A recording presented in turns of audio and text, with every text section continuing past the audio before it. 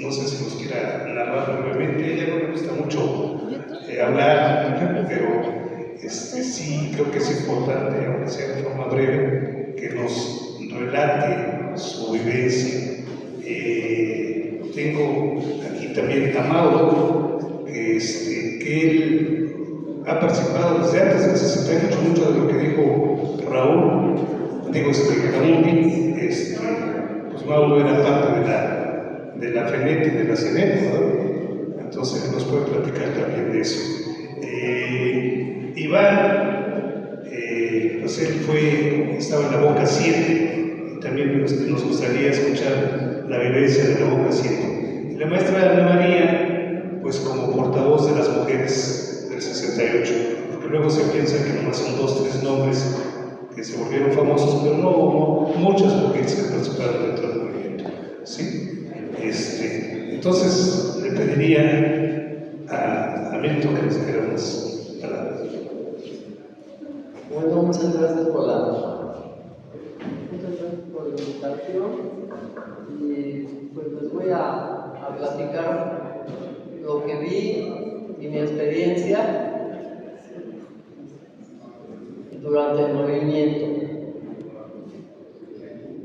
Yo estudiaba mi 4º año de carrera de técnico mecánico industrial en el Politécnico, era la única mujer, y nos presentaron, como decía el compañero Félix, el pliego petitorio, y entonces me pareció bien, y entonces pues en aquel entonces éramos hijas de casa y escuela, entonces tuve la oportunidad de salir de la casa para estar en el movimiento y conocer el movimiento de que se iba a tratar.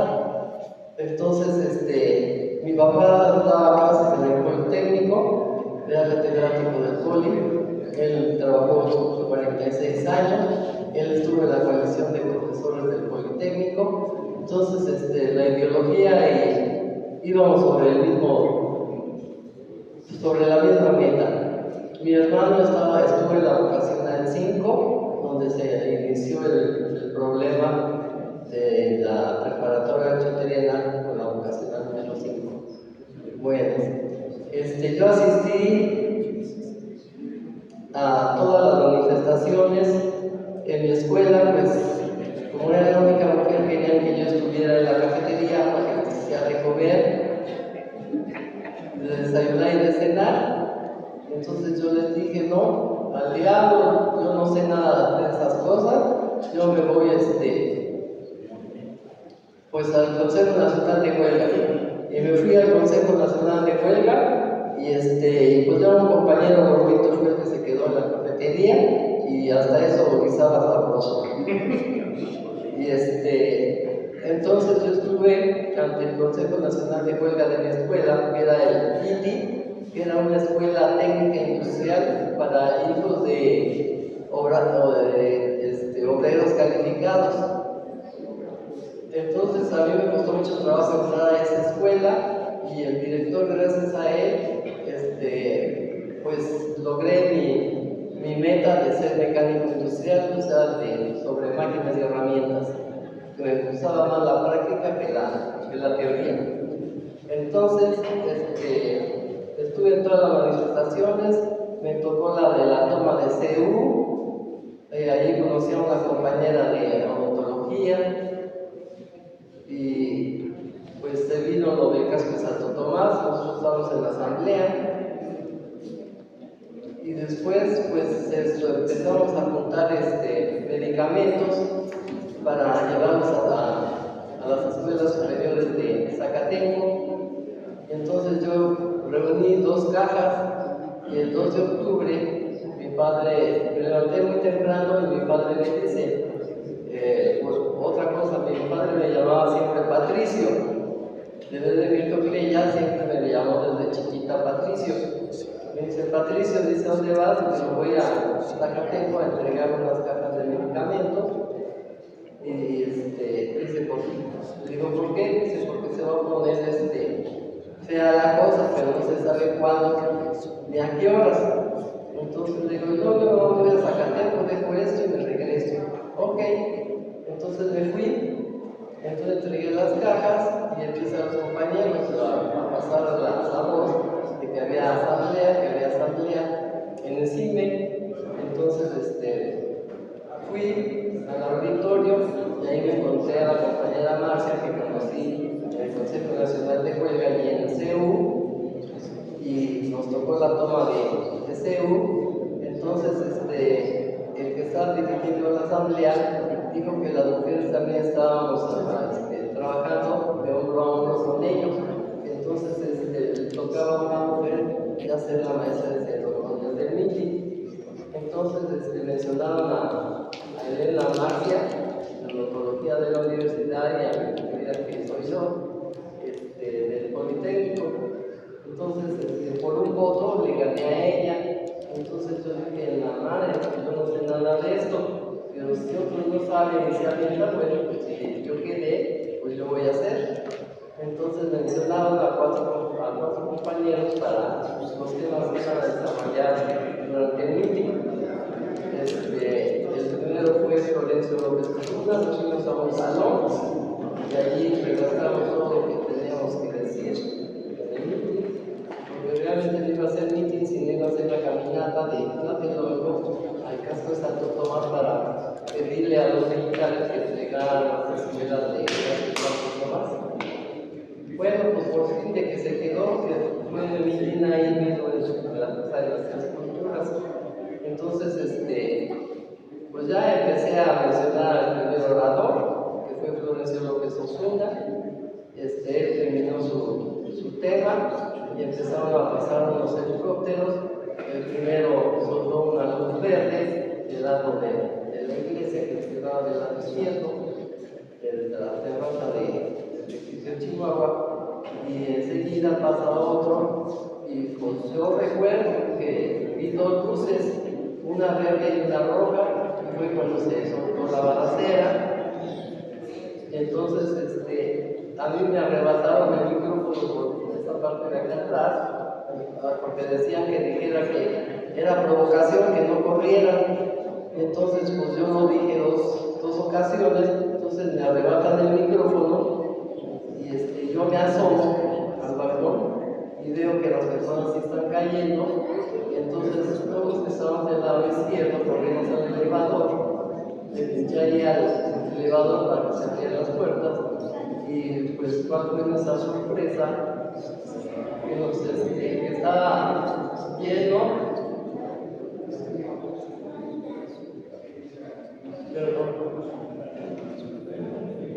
de agentes con las metralletas y van para atrás, hijos de la chingada, dicen, y al suelo con las manos en la cabeza.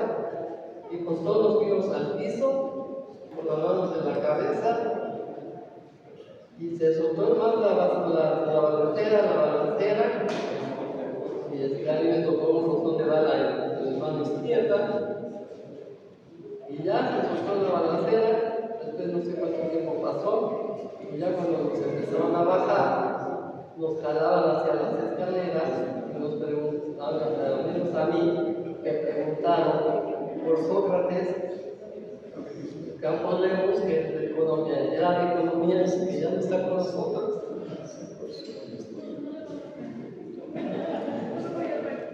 Y yo le dije a ese señor, no lo conozco, no veo, no me dejen sola, no veo, no me dejen sola. Entonces me cargaron y me llevaron al departamento de abajo. Y entonces ahí nos agarraban de aquí del pecho y nos golpeaban y nos quitaban lo que traíamos. Y en mi caso, ya me iban a agarrar así de la ropa, y los agentes me jalan hacia atrás y les dice a ellos, dice, a esta no, porque es la muchachita especial que la quieren viva. Y entonces me botaron también en otro rincón, y en el otro había muchos jóvenes. Y entonces, pues así estuvo, no sé cuántas horas estuvimos ahí. Y ya en el rincón que me lo mandaron, fuimos como 15 o 20. Después, ya que me sacaron, me llevaron a una ambulancia cargando. Y después llegaron dos hombres con papeles para ir a juicio. llevara porque traían orden de aprehensión. Y entonces, no, que con los heridos de la Cruz Roja no se van a meter. Y entonces, no, pues que nos la tenemos que llevar porque aquí está la orden, vean. Entonces yo les grité, ¿por dónde quieren que me baje? No veo, no, ¿por dónde quieren que me baje? No veo. Entonces me bajaron y me treparon a otra ambulancia y me llevaron a la Cruz Roja Ejército. Ahí estuve, me revisaron los doctores con la vista y pues me metieron a un cuarto y me amarraron de tobillos y de manos. Yo creo que para que no me escapara, estaban los agentes y no sé cuánto tiempo estuve ahí. Entonces, dos agentes me sacan de la Cruz Roja y me llevan, me entregan a la Procuraduría General de Justicia, ahí en las calles de Tres Guerras. Y ahí es que me aventaron ahí en un sillón, y ahí estuve toda la madrugada. Y llegaban los agentes y decían, miren lo que nos trajeron, dice, y otros decían, no, nos debían de traer cosas, no lagartijas, porque yo era muy delgada, no me ahorita. Y ahí estuve hasta que amaneció, llegó su señor, me dice, ¿usted por qué está aquí? Le digo, usted lo que quiero saber por qué estoy aquí y traigo esta bata. Porque nos quitaban ropa a todos más que traía la bata del hospital. Y ya me agarraron los agentes, me llevan al estacionamiento, me trepan a un carro y me llevan a Federal de Seguridad en la Avenida Juárez, en el segundo piso, a mostrarme fotografías y decir los nombres de las personas, pero nosotros ya habíamos quedado, los compañeros, de no aprendernos nuestros nombres sino por escuelas. Entonces nos conocíamos por escuela, no por nombre. Entonces a mí no me pudieron sacar ningún nombre de los compañeros. Y pues me daban pastillas y jugos para que me calmara. Y me seguían enseñando fotografías y pues yo me hacía la loca, que yo no sabía nada. Entonces ya ocurre que me pasó un tiempo, me agarran otra vez y me llevan a los separos de Tlaxpaque, ahí en las calles de 20 de noviembre, y pues ahí sí tuve que declarar, y declaré por mi nombre, por mi segundo nombre, que es Adela,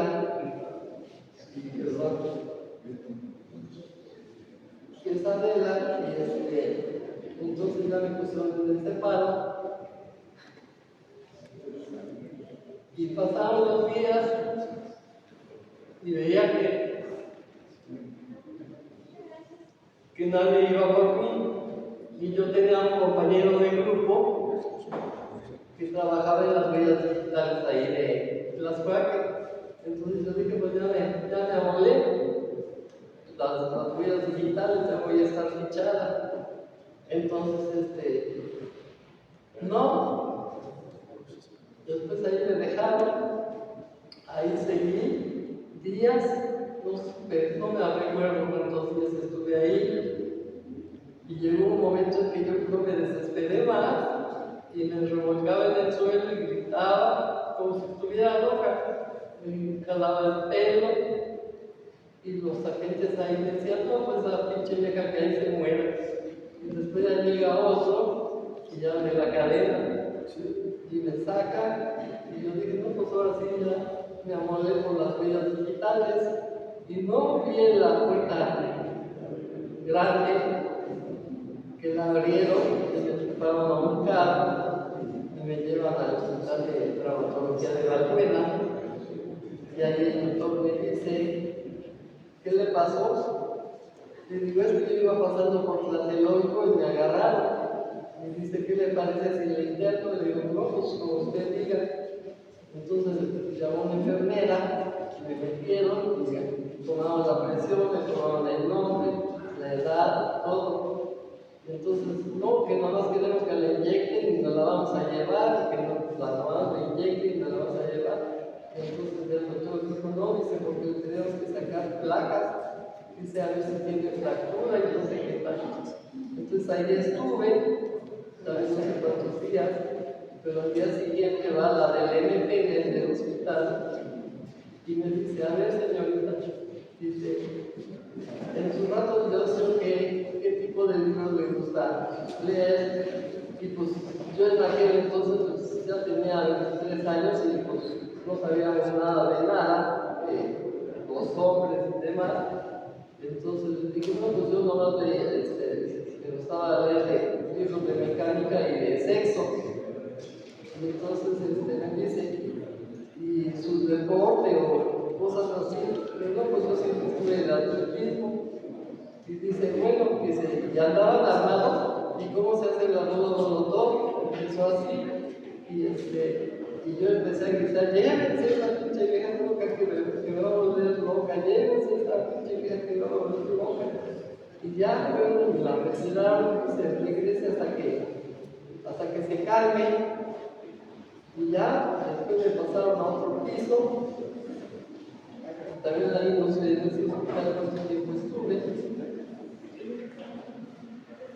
Y ya me tapaba yo las sábanas a la cabeza.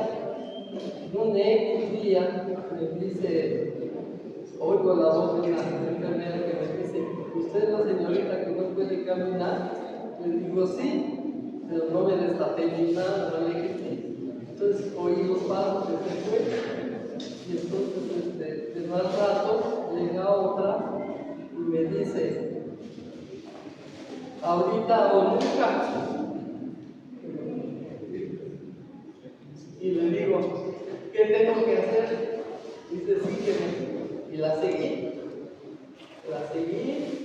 me encerró en un baño, dice, ahorita regreso por ti. Y se tardó. Yo me veía en el espejo y no me reconocía. Y ya por fin me dice, mira, ves aquí el pasillo. Yo lo veía eterno el pasillo. Y te lo vas a correr a lo más que puedas. Le digo, sí. Y corrimos las dos. La enfermera y yo corrimos. Y ya vamos a salir por la parte de atrás del hospital. Y ya estaba llegando un paciente en un taxi, esos que le llamábamos cocodrilos, o piquitos que tenían negros.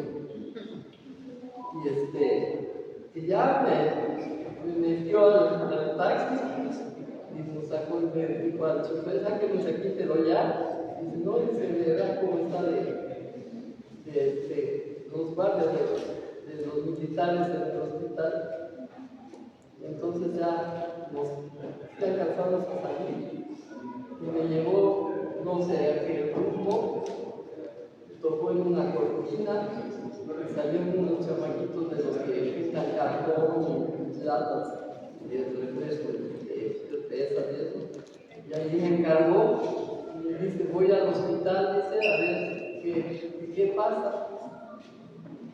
Sí, entonces los muchachitos de ahí me compraron pan, leche y todo, porque pues, todo ese tiempo que yo recorrí no tomaba yo nada. Y entonces,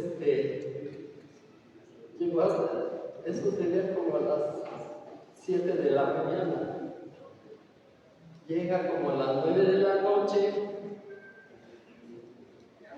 pero a mí lo raro que se le hizo de ella fue que llevaba puesta ropa mía y me dio su ropa que ella traía ese día y me vestí con su ropa, me sacó, ya le dio las gracias a los muchachitos y nos trepamos en otro camión, no sé a dónde la colonia me llevó, con una familia que pues, ella conocía.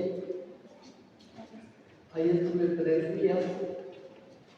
La tercer día tocó un señor y me dice la señora de la casa, dice, no muevas la cortina, no estás tomando si conoces al señor. Le digo, sí, le digo, es el chofer del doctor particular de la casa. Esto salió del garage, metió la camioneta y con mi ella va a la escuela hasta el Estado de México. En el Estado de México otra familia me recibió, me estuvo ahí, y eso no se me olvida cuando fue la clausura de las Olimpiadas. Perdón, de las Olimpiadas me disfrazaron y me llevaron en carro fuera de la ciudad hasta Guadalajara con una X familia que quiso tenerme ahí en su casa y tenía dos niños chiquitos y los niños se espantaban porque la señora decía que a los días y ya no me iba a poder tener ahí porque gritaba mucho en las noches y sus niñitos se espantaban mucho y pues yo no salía de casa, no nada, más que estar encerrada ahí en su casa, pero me daban de comer, de todo. Y pues hasta no sé cuánto tiempo estuve ahí hasta que les hablaron a mis papás de que ya no me podían tener ahí, ya fue mi papá y mi mamá. Y ya como iba a darle las gracias a esa familia y ya nos regresamos, mi mamá y yo nos regresamos por un lado y mi papá por otro, porque pues me seguían buscando y fue con la condición de que me iban a llevar a la casa pero que por mucho tiempo no iba a salir. Y así estuvo. Mis hermanas estuvieron en otras casas porque la casa estaba vigilada, no me querían ver porque no sabían cómo iba a regresar. Mis papás se me preocuparon mucho y me buscaban entre los muertos porque el primer día de octubre había dicho a mi papá que vieron cómo caí, que estaba muerta, y mi papá y mi hermano me buscaban entre los muertos. Pero después ya la enfermera y el doctor les fueron a avisar a mis papás y esa enfermera fue la que me salvó la vida. Gracias por escucharme y disculpen, pero hagan de cuenta que lo estoy leyendo.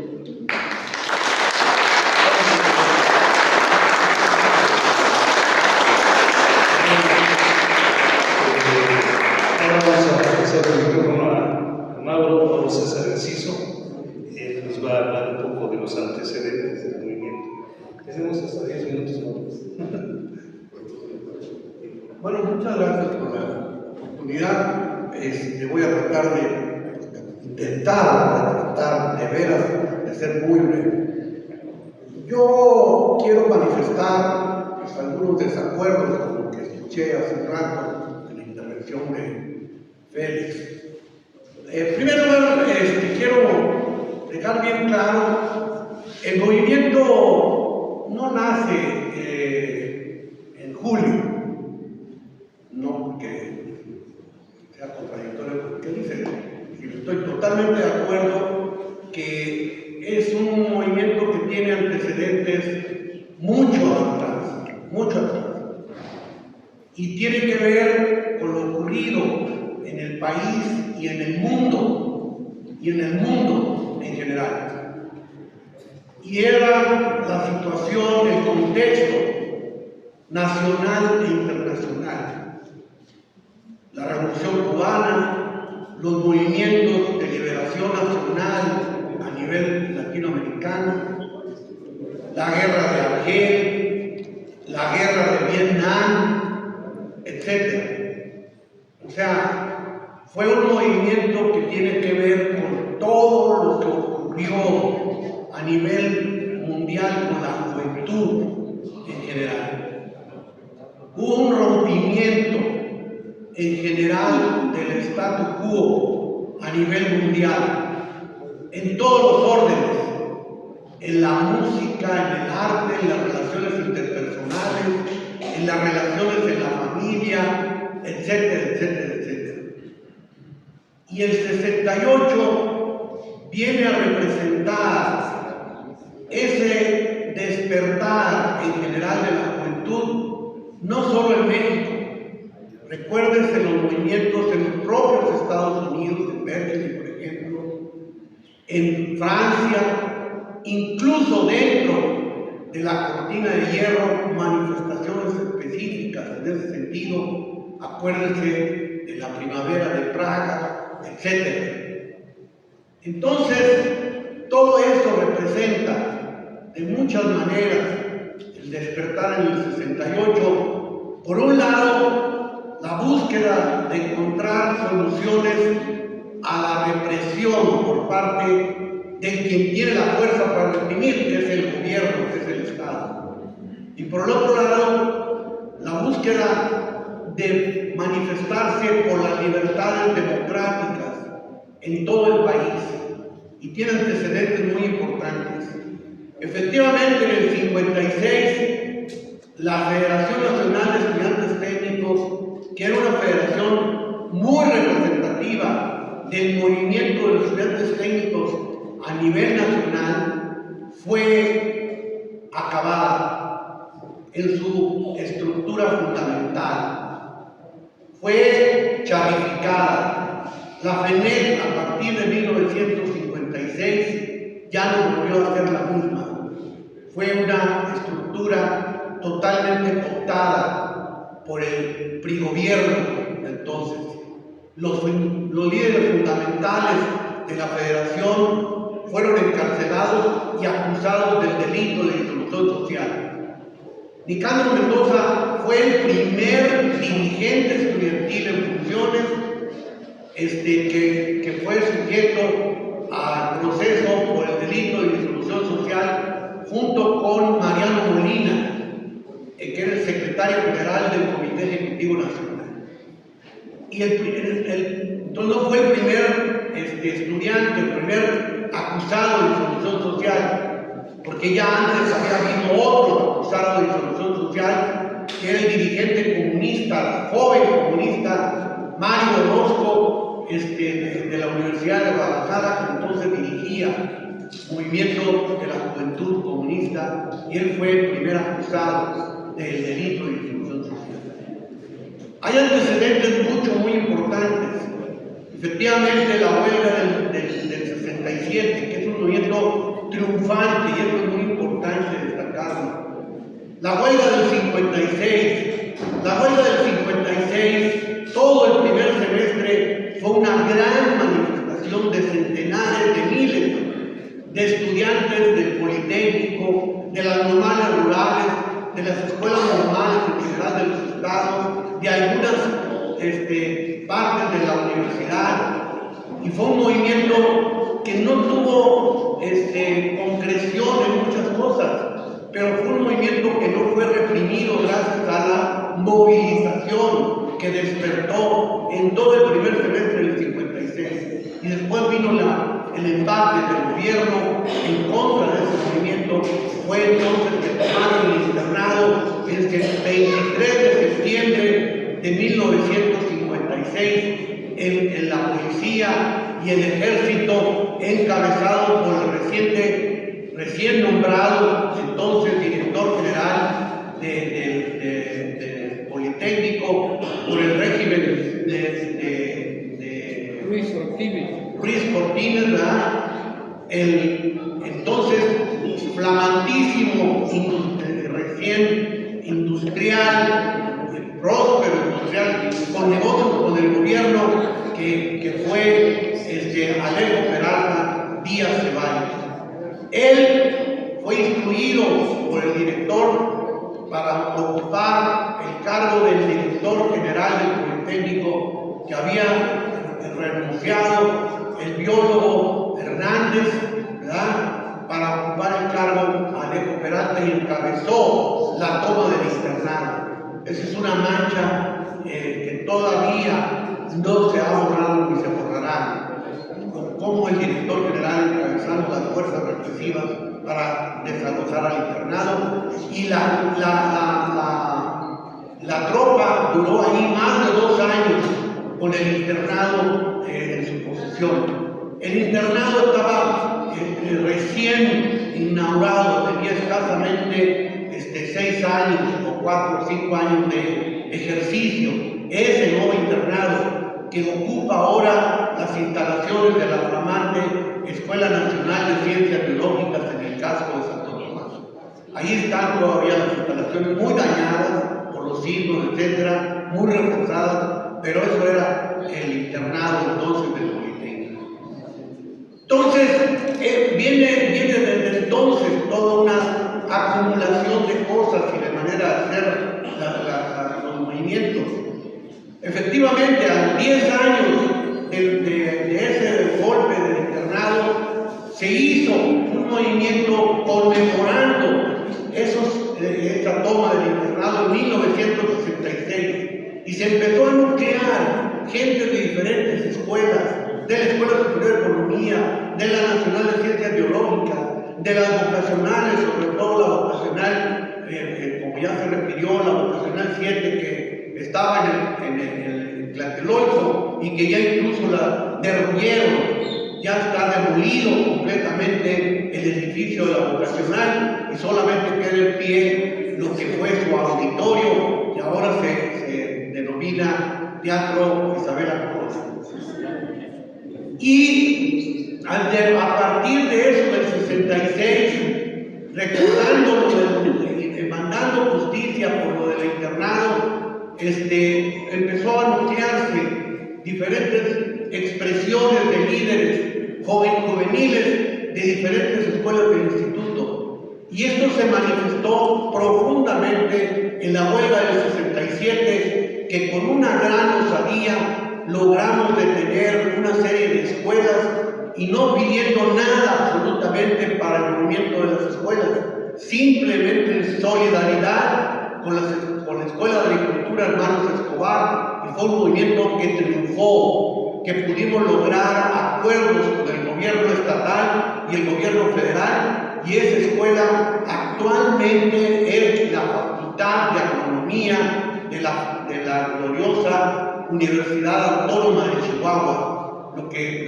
era entonces la Escuela de Agricultura Hermanos Escobar, que luego siguió viviendo como algunos intentos de seguirla manteniendo como escuela privada de agricultura en Ciudad Juárez, Chihuahua, pero se logró que se conformara la Escuela de Agricultura de la Universidad Autónoma de Chihuahua desde entonces, y ahí pervive actualmente. O sea, lo que quiero decir es que desde entonces teníamos siempre la manera de golpear organizadamente, de golpear a las autoridades y al gobierno, pero también la posibilidad de acordar soluciones.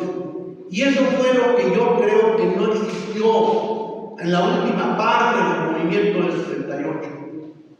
Sí hubo una cerrazón por parte del gobierno y fue un crimen de Estado lo que ocurrió el 2 de octubre, porque ese día se habían hecho un primer intento en la mañana del 2 de octubre, ¿verdad?, de un encuentro entre los representantes del Consejo Nacional de Huelga, 3 de ellos con 2 representantes del gobierno federal, ¿sí? Y ahí había habido acuerdos, entre otros el acuerdo de no marchar de la plaza de Tlatelolco al casco de Santo Tomás, exigiendo la salida del ejército que la había tomado después de no poner los granaderos de la policía, el ejército mismo, ya la madrugada y en la mañana del 24 de septiembre, después de toda la tarde y noche de combates en el casco de Santo Tomás. Y se suspendió la marcha precisamente en acuerdo a los supuestos acuerdos que se habían tenido ese mismo 2 de octubre, y con plena premeditación, alevosía y ventaja vino lo que ocurrió, la masacre de ese día, en donde pues yo sostengo desde mucho tiempo atrás que el manejo que también se ha hecho un poco exagerado, con uno que hubiera sido, había habido un crimen de Estado ahí, por premeditación, alevosía y ventaja. Pero no hubo ahí, como siempre se manejó, centenares de miles o miles de muertos. Eso no fue así. Y muchos muertos, desgraciadamente, fueron por propio arrollamiento de la la propia masa que estaba en la plaza en este momento, y que al salir de estampida con los balazos encima, todo el mundo confiando también, porque era lo que se estaba diciendo de las negociaciones que se habían iniciado ese día en la mañana. Todo el mundo estaba totalmente calmado y creyendo que todo iba a caminar bien, cuando de repente vienen los balazos, tanto de los edificios como de la propia tropa, y la confusión de la brigada del batallón Olimpia, que ellos también estaban recibiendo los balazos desde abajo de la que tenía la tropa, y obligaban a los compañeros del consejo que tenían ahí a juntos con ellos a gritar: somos batallón Olimpia, porque no tenían las comunicaciones electrónicas entre ellos, hacia abajo y hacia arriba. Y gritaban desde allá para decirle a la tropa que cuidado, que ellos también eran de los mismos y que eran el batallón Olimpia. Entonces hubo una gran confusión en todo esto. Entonces, sí hubo decenas de muertos, y una gran cantidad de esos muertos, por desgracia, fueron por arrollamiento de la propia masa, tratando de salir de esa ratonera que en ese momento se había convertido la Plaza de las Tres Culturas. Efectivamente, yo creo que ya desde septiembre, después de la famosísima y gloriosa marcha del silencio del 13 de septiembre, se empezaron a contar realmente las posibilidades de tener una solución negociada. Esta yo creo que se presentó de manera muy importante en la gran manifestación del 68, que fue la del 27 de agosto. Allá había todas las posibilidades de llegar a acuerdos, de llegar a una negociación. Todavía para la marcha del 13 de septiembre se podía decir que se mantuvo la posibilidad de esa negociación, lo cual no se logró, lo cual se empecinó por lado del propio gobierno, pero también de la dirigencia estudiantil, y eso es lo que hay que también destacar. Desgraciadamente hubo ese empecinamiento, esa cerrazón de la no negocia de un lado y del otro, ¿verdad? Y ocurrió lo que tenía que ocurrir. El gobierno es el que tenía las posibilidades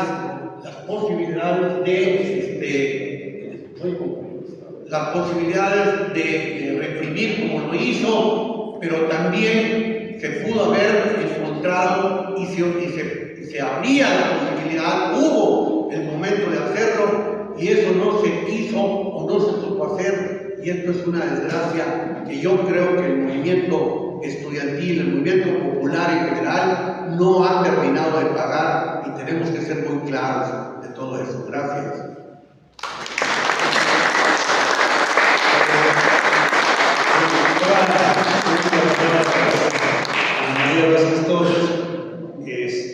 Desde la óptica de la participación de las mujeres en el movimiento. Maestra, hasta 10 minutos. Sí, buenas tardes. Miren, yo voy a procurar ser breve, limitarme a los 10 minutos. En primer lugar, quisiera yo decir que en este libro, que el compañero que anda por ahí trae alguno más por si a alguien le interesa comprarlo, es el testimonio de 22 brigadistas del Politécnico en el movimiento del 68, dice periodo 68-71, estudiantes politécnicos en lucha. Sí, en primera, yo traía una visual que no fue posible proyectar, pero quería proyectar las imágenes de nosotros cuando comenzamos a elaborar este libro, o sea, en el periodo del 68, nuestro testimonio está aquí. Éramos unos jóvenes, sí, este movimiento donde dicen que participaron incluso niños, y voy a decir por qué, porque participaron las prevocacionales, las escuelas que perdió el Politécnico después de 1968 y que eran las escuelas de iniciación, que eran equivalentes a las secundarias. La primera punto de pliego petitorio, el primer punto de pliego petitorio que se vio cubierto o cumplido fue ahora en el periodo de la Cuarta Transformación, con Claudia Sheinbaum desapareció el cuerpo de granaderos. Era una de las demandas del pliego petitorio de 1968. Y yo a mi participación en este libro le puse 2 de octubre, ni principio ni fin del movimiento del 68. Yo escogí el título porque el 68 se ha convertido en un movimiento de vanguardia. Se ubica cronológicamente después de una serie de luchas sociales como las que ya han manifestado aquí, luchas del magisterio, luchas de los ferrocarrileros, luchas en Guerrero, en la guerrilla de Guerrero, el movimiento campesino, la huelga que acaba de mencionar Mauro de agricultura de la escuela de Chihuahua, en fin.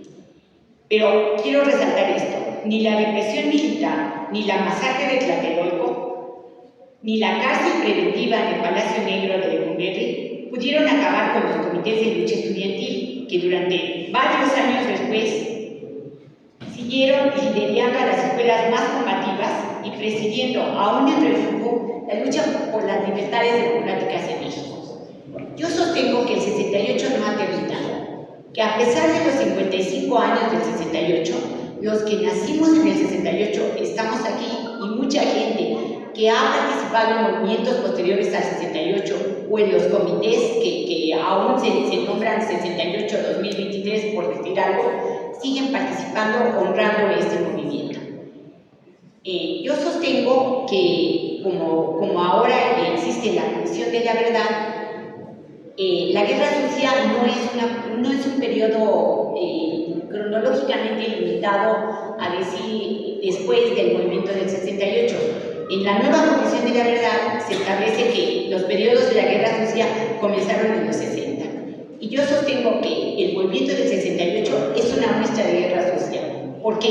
Porque en ese movimiento se emplearon todas las fuerzas del Estado, desde los policías, los granaderos, la Guardia Secreta o Policía Secreta que llamaban la de Tlaxcuaque, que mencionó Mentocleya, hasta todos los grados del ejército y grupos paramilitares, como fue en el 2 de octubre el Batallón Olimpia, o como fueron los iniciadores de los halcones que atacaron la marcha del 10 de junio del 71, que ya desde el 68 asaltaban las vocacionales por las noches.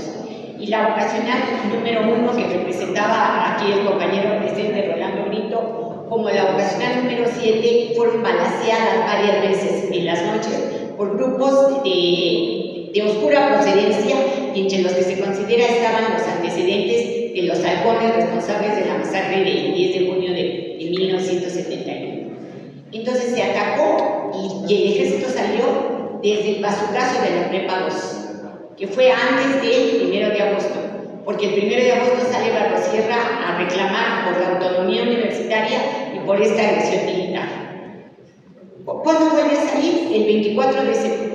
Bueno, posterior a la manifestación de septiembre, el 24 que estaba mencionando Mauro, cuando estuvimos más cerca de lograr una respuesta al pliego petitorio, nos desalojan del Zócalo, donde pretendíamos permanecer en un plantón permanente, nos desalojan y vuelve a salir el ejército.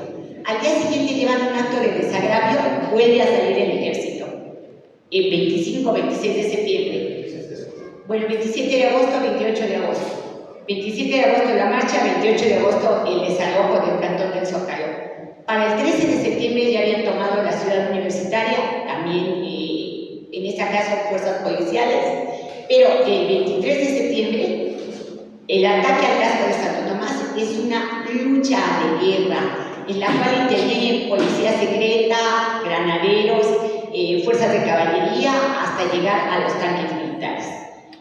El derrumbe de la puerta de la escuela, Escuela Nacional de Ciencias Biológicas, con un tanque militar, yo hasta la fecha lo conservo en mi mente, y es una de las cosas que a mí, desde 1968 hasta el día de hoy, 53 años después, y ya pasó el 23 de septiembre, lo tengo dentro. O sea, yo no puedo perdonar que la puerta haya sido derrubada con un tanque militar para tomar la escuela, y que adentro de la escuela lo que encontraran fueran mimeógrafos de comunicación para hacer los volantes que se reproducían y bombas molotov. Era una lucha totalmente desigual, en la cual, como también ya mencionó Mauro, nunca hubo o lo hubo, pues permaneció oculto y vino a la represión del 2 de octubre, pero no había una señal clara de que se procurara resolver el pliego petitorio.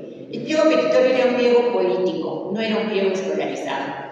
No eran demandas de aumento de presupuesto o mejoras en las escuelas, era contra la disolución social, contra el cuerpo de granaderos, promoviendo la libertad de los presos políticos, entre los cuales estaban los dirigentes de los guerrilleros, Valentín Campa y Demetrio Vallejo. O sea, era una situación de batalla política. Y voy a referir una cosa que yo escribí para terminar, ¿sí? Nosotros somos los nacidos en los años 40, fines de los 40 y principios de los 50. Nosotros venimos después de la Guerra Mundial, la Segunda Guerra Mundial, los fascistas como Hitler, Mussolini y Franco. Éramos unos politécnicos adolescentes cuando nos sorprendieron los movimientos de Praga y París. Y así llegamos a la licenciatura o aún estábamos en la vocacional cuando nos sobrevino la primavera, el movimiento del verano del 68. Nosotros participamos en este movimiento, lo voy a decir ya de corrido, como activistas. Yo fui una activista. Después fui del comité de lucha y fui representante del Consejo Consultivo Paritario de mi escuela, siendo representante del comité de lucha en el Consejo Técnico Consultivo Paritario. Bueno, ¿qué fue la importancia de los activistas? ¿Cuál fue la importancia? Que éramos unos líderes de la lucha diaria. O sea, nosotros fuimos brigadistas, y de brigadistas pudimos llegar a ser dirigentes de una asamblea, dirigentes de un mitin, de una manifestación. Pero nadie nos escogió.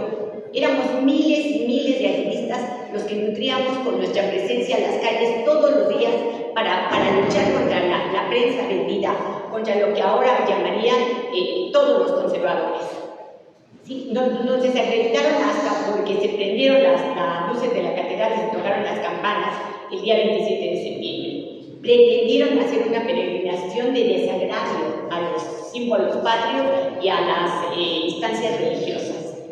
¿Quiénes eran? Pues los conservadores de aquella época, los que tenían controlada la prensa, como pueden tener controlada la prensa hoy en día. Bueno, estos activistas hemos pasado mucho tiempo después. Hemos visto muchas cosas ya concluyo. Hemos visto muchas cosas de la historia del país. Vimos cómo mataron a todos los participantes de lo que dan en llamar el periodo de la Guerra Sucia, cómo aventaban los cadáveres en el volcán, en los océanos, los aviones militares. Vimos el nacimiento de toda la guerrilla mexicana, toda la guerrilla posterior al 68 y al 71, la 23 de septiembre, los lacandones, etcétera, etcétera. Sí, hemos visto el devenir de toda esta historia del país, pero puedo decir una cosa, nosotros aprendimos a vivir con dignidad. Esa dignidad nos la dio 1968. Y con esa dignidad hemos seguido hasta el día de hoy. Hasta el día de hoy, por ejemplo, todavía afortunadamente contamos con la presencia de Víctor Cleya, de Mauro, de mucha gente, porque muchos otros se han ido. Se fueron en las luchas, cayeron muertos, ¿sí? O se han ido con el devenir de los años. Qué bueno que todavía estamos aquí, que nos podemos representar y que decimos, nosotros el día que dejemos de luchar, al menos lo digo por mí, como lo dice Andrés Manuel López Obrador, ese día me voy a comenzar a morir. Sí, porque yo nací con el 68, yo nací en el Politécnico. A la educación pública le debo lo que yo llegué a hacer en mi vida y a la trascendencia que pude tener como maestra de la universidad por 50 años. Y aquí estoy, y todas las veces que me citen, seguiré dando mi testimonio. Muchas gracias por escuchar.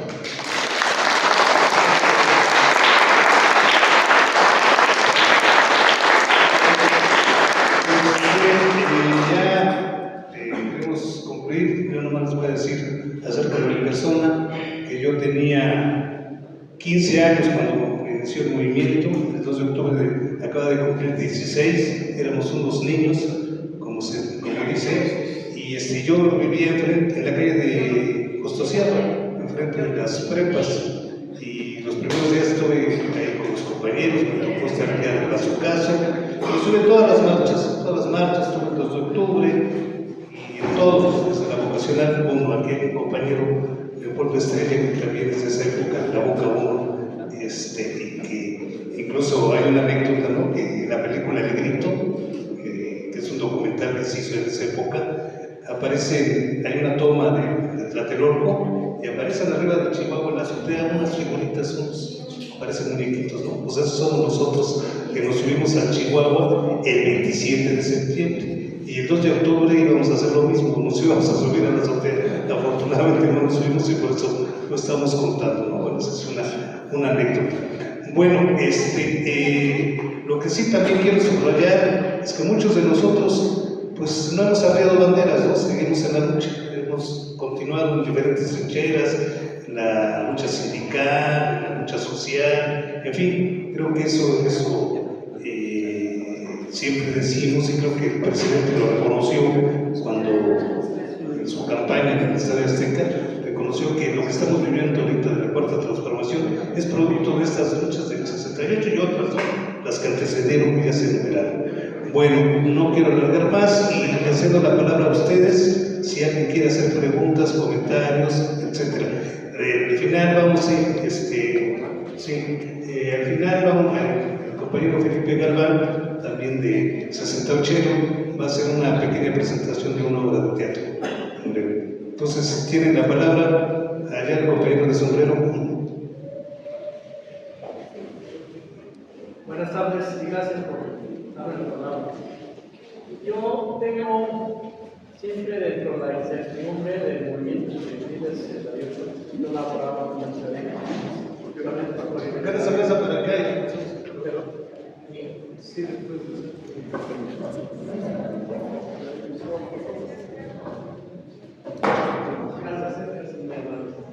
Buenas tardes a todos los que estamos aquí escuchando la remembranza del movimiento estudiantil del 68. En ese tiempo yo laboraba aquí en la Ciudad de México para la empresa Gigante. Ahora soy ya pensionado y jubilado y estoy en extraordinario, por ahí tengo su pobre casa.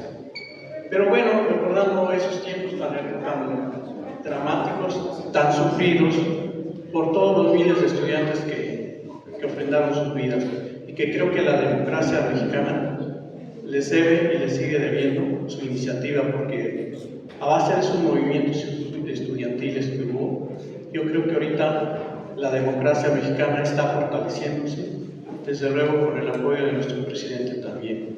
Yo tengo una duda dentro de la incertidumbre y ustedes pues la despejarán. En ese tiempo me comentaba un teniente coronel que vivía en un departamento donde yo rentaba, y cuando descansaba me decía que la matanza, la masacre del 68, en los carros de limpia del Distrito Federal, agarraron inmediatamente todo un plan estratégico de Estado, ¿no? Levantaban y bolas, echaban todos los muertos, vivos, semimuertos, y ya tenían un zanjón abierto en un lado de los volcanes de Río Frío. Ya habían abierto un zanjón, una máquina ya, y llegaban, el mismo teniente coronel me platicaba así cuando estaba echándose sus tragos. Llegaban los carros y vaciaban a todos los difuntitos, que en paz descansen, y que muchos gritaban cuando caían al zanjón: yo estoy vivo, no me quiten la vida, no me maten. Pero eran varios, eran cientos de personas, ¿no? Y qué tristeza, de veras, qué plan tan estratégico, qué crimen tan feo de nuestros gobiernos, que cómo daban esas órdenes a través de su gente, haciendo esos miles de matanzas. Y yo pienso que a estos jóvenes debemos de rendirles por siglos honores, y de veras que la forma que me lo platicaba y que yo vivía, en ese tiempo vivía los comentarios del día o del otro día, de veras qué tristeza, y no sé si será cierto o falso eso que me platicó el teniente coronel, pero de veras, qué estrategias de nuestro gobierno, qué corazón de dar órdenes así, maten a miles y a miles de jóvenes que a lo mejor representaban organizaciones de otros países, ¿Pero con qué finalidad? De ser más libres, más soberanos de nuestra democracia actual. Yo creo que esa era la finalidad. Y bueno, quisiera darles las gracias a todos, que me disculpen estos comentarios, pero se vive aquí dentro y que cuando los desahogo uno se siente uno feliz en la vida. Muchas gracias.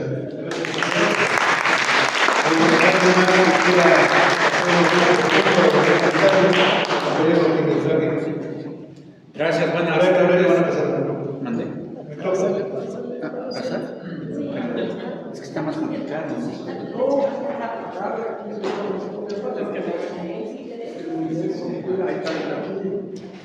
Gracias, muy amable. Buenas tardes a todos.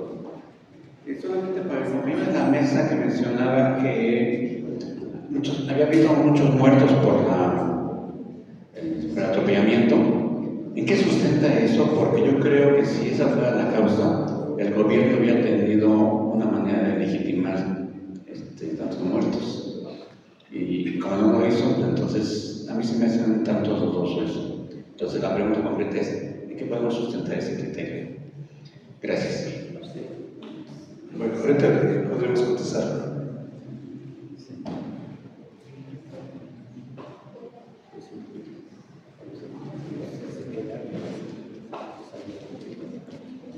Al Consejo General de Huelga, más que decirles felicitaciones, es admirar su caminar. Yo soy egresado de la Escuela Superior de Medicina del Instituto Politécnico Nacional. A los 11 años fue la masacre del 68. Mi hermano mayor, somos dos, con él aprendí a hacer bombas molotov. A veces no quisiera uno la guerra. Escuché de ustedes que tienen más edad que un servidor, que realmente puede igual esas luchas. Para mí, que represento un bastón de protección de los lugares sagrados, hubo un momento muy crucial en el periodo de Enrique Peña Nieto de defender lugares. Tenemos un bastón que no lo llaman, y les he dicho a los pueblos originarios que no se llame bastón de mando, sino bastón de guía, porque todos los mexicanos somos sabios, provenimos de raíces propias, aunque ya el mestizaje que nos vinieron en un momento dado por un caminar, desde la época en que fueron invadidos realmente esos pueblos originarios, viene un dolo y a veces uno quiere ver cómo se subsana, no quiere uno ya guerra, y hay formas de subsanar. Yo en su momento, yo les agradezco el día de hoy que conociendo aquí a la maestra Mirtocley, siendo en un pasado vecinos, siempre me gustó trabajar, pues más que la parte social, eso de lo que es la parte originaria. Sabemos que el mundo nos enseña ideologías, pero aquí los pueblos originarios nos enseñan mucho lo que es la palabra florida, que quiere decir la verdad. Entonces esto yo les propongo. ¿Y por qué les propongo? Porque muchos que fallecieron fueron hijos de campesinos, hijos de pueblos originarios, y realmente esto lo llevamos aquí y acá. Yo me sumo con ustedes, me he sumado, me han invitado a que salgas en la televisión. No somos realmente, les hemos dicho a los pueblos originarios, no somos espectáculo, somos verdad, somos flor y canto, y nos sumamos con ustedes. Gracias.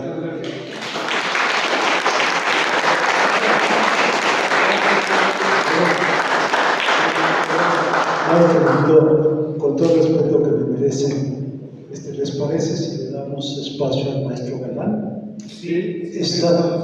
Están aquí estudiantes del Politécnico Nacional de diferentes escuelas de ingeniería.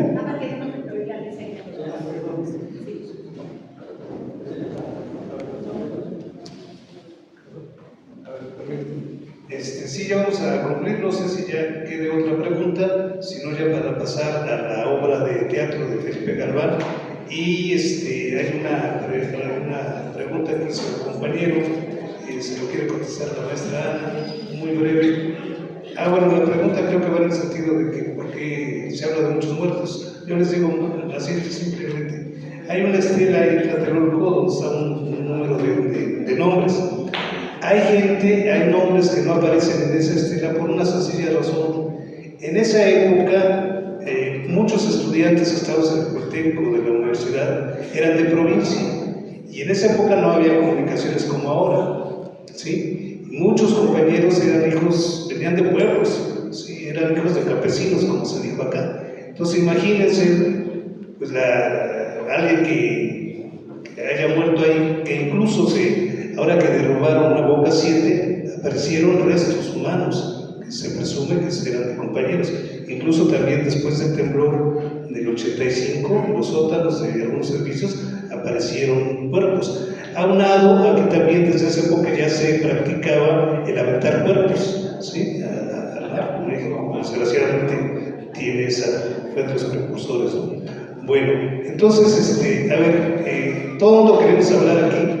Les digo que los 68eros, nuestro problema es que tomamos el micrófono y no queremos parar. Le voy a dar la palabra a la maestra y a Milton Cleya, pero les pido que sean muy breves. Sí, ahorita entra la mano. Sí, al compañero que preguntaba, hay un testimonio, yo le puedo decir el nombre de la persona que lo dio, profesora del CCH Naucalpan, Silvia Castaño, que certifica que el día del 2 de octubre su sirvienta, que había salido al salón de belleza, no regresó después de eso, se iba a casar. Se casó con la muerte porque ya no regresó a la casa donde vivía. Sí, un testimonio de una persona de la población, porque acuérdense que además la masacre de Tlatelolco fue en un centro habitacional. A ver, bueno, Milton, me pide Milton que anunciemos su libro, se los recomiendo y entrega aquí para la venta, igual que este libro de testimonios de 68, los trae el compañero Iván que está allá afuera, los que quieran adquirir algunos de estos testimonios. Pues, bueno, última pregunta. ¿Perdón? Sí. Y aquí otra vez al compañero. Con ellos concluimos y entramos a la obra de teatro. Pues no, es que yo no sé qué contestar. Oye, yo nada más quiero dar un pequeño testimonio. Mi nombre es Jaime Piedras. Yo estudié en la vocacional 7 en 1968. Entonces, ahorita tuve una emoción muy especial porque iba entrando yo aquí a Los Pinos y me acordé cuando en 1968 entré por primera vez a la vocacional 7. Era un edificio hermoso, ¿verdad? Hermoso realmente, el auditorio, teníamos una cancha para hacer deporte, o sea, era una verdadera maravilla. Yo creo que es similar a lo que cuando llegamos aquí a Los Pinos y recorre uno todos los salones, se queda uno impresionado. O sea, sentí la misma emoción que sentí en aquel entonces. Bueno, yo fui del comité de lucha vocacional 7 y estuve en la cárcel antes del 2 de octubre y mis amigos me dicen, tú te salvaste porque te detuvieron y estabas en la cárcel. Y algo que les quería decir es de que gracias a que estemos aquí se debe al momento que estamos viviendo, ¿verdad? Valorizarlo. Yo creo que es producto de todas las luchas sociales por las que estamos aquí. Eso es todo. Gracias.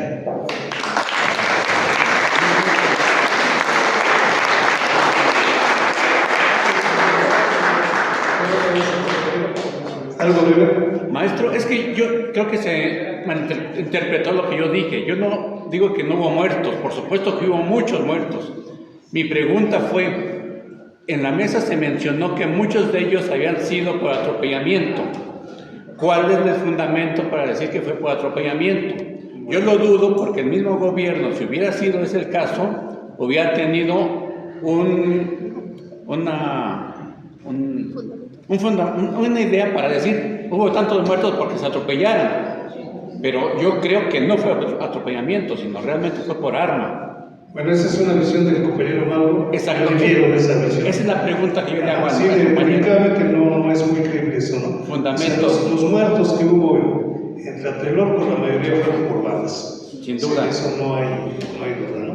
Sí, y como dice Mauro también, con un solo muerto, entonces fue una emboscada además, ¿no? ¿Sí? Entonces, ese es un crimen de Estado, como dijo hace rato Gamundi, que sigue en la Haya, que se testifique, o sea, se juzgue como crimen de Estado, porque además esos crímenes no prescriben. Entonces, ese juicio sí. Bueno, con esto concluimos, compañeros.